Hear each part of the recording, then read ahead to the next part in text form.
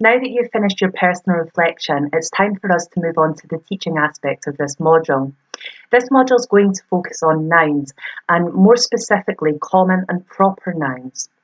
Now, when we're teaching common nouns, we do this without actually telling our children what a common noun is. And this is a concrete way of teaching. So right from when our children are babies, up through reception, through year 1 and into year 2, when they finally are given the terminology, we ask children to pick up objects.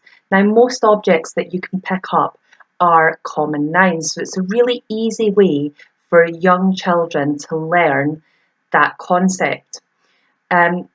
Another really good way of teaching it is to think about reinforcing other skills. So if you're teaching the alphabet, ask the child to go round the classroom and pick up objects that start with the letter of the alphabet that they're at.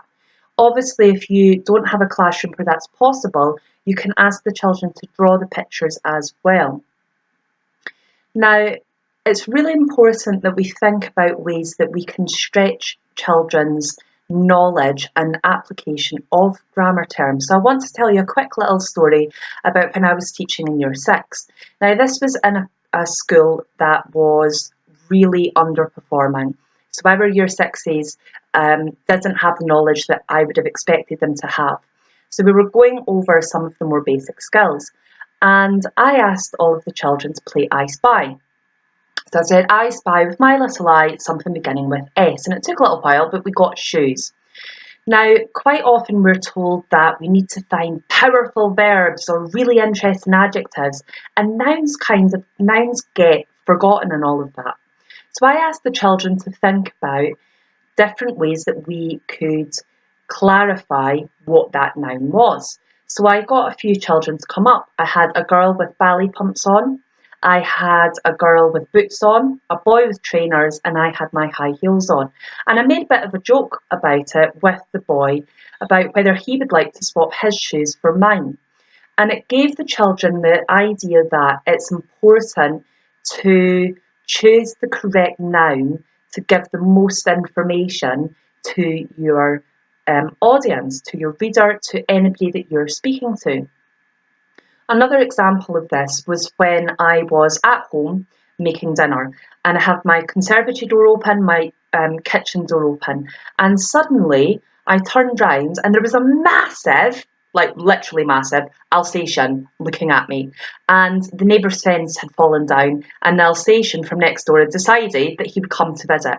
I had no idea what to do, screamed at the dog, but more like, yeah! And it ran away, which was good because I didn't know what to do at that point. When I told the children that, I said to them, if I had swapped out Alsatian with a different kind of dog, for example, the Chihuahua barked at me, it gives a whole different meaning to that sentence. So there are lots of ways that you can stretch the ability of your children by teaching that concept.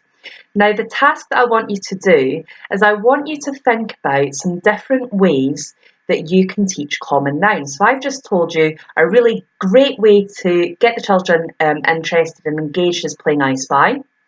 And another way is using the teaching of other concepts like the alphabet to pick up those common nouns. And I want you to really put your creative mind on and come up with a game that will help your children understand what common nouns are in a really fun and engaging way. And I really look forward to reading the comment section below.